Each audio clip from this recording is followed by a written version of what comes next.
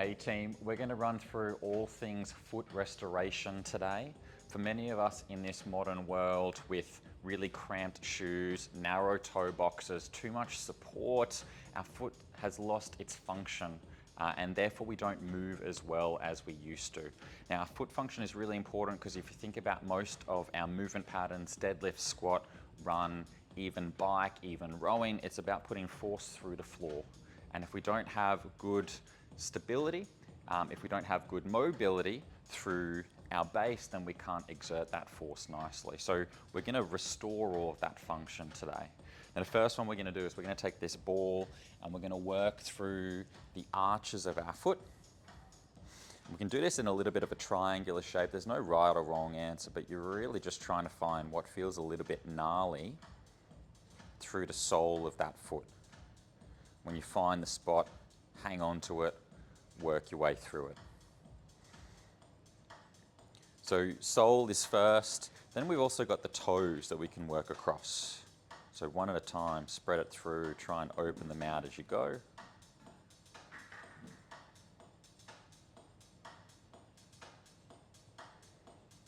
That's our foot release.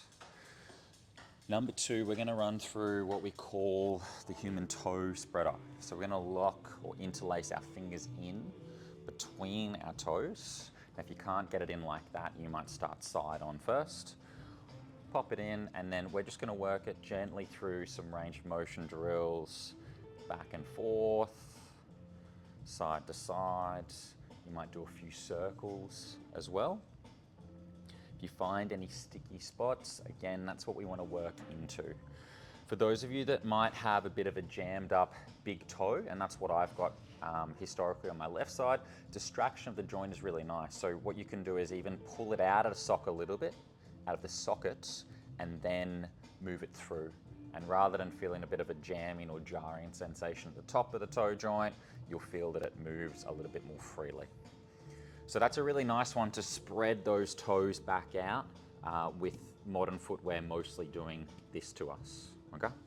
Number three, going into that big toe again, I've got a slant board here. You don't have to have a slant board. You can use a rolled up towel. You can use a doorway, but we can start to restore some of that flexion through the joint too. So I can even pop that other leg out in front and then just lean forwards into it.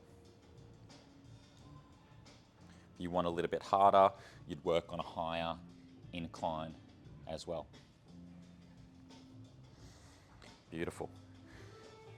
The other really helpful tool as well is yoga toes.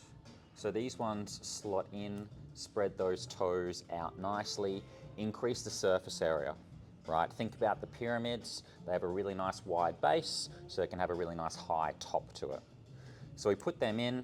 You can wear them around home as much as you want. You'll find that if you're pretty tight through it, that you'll have a low tolerance for it. You might start with 10 minutes and then just ramp it up from there.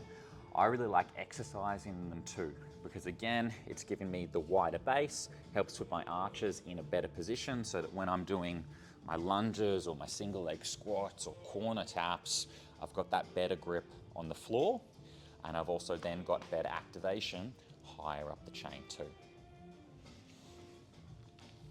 Happy days.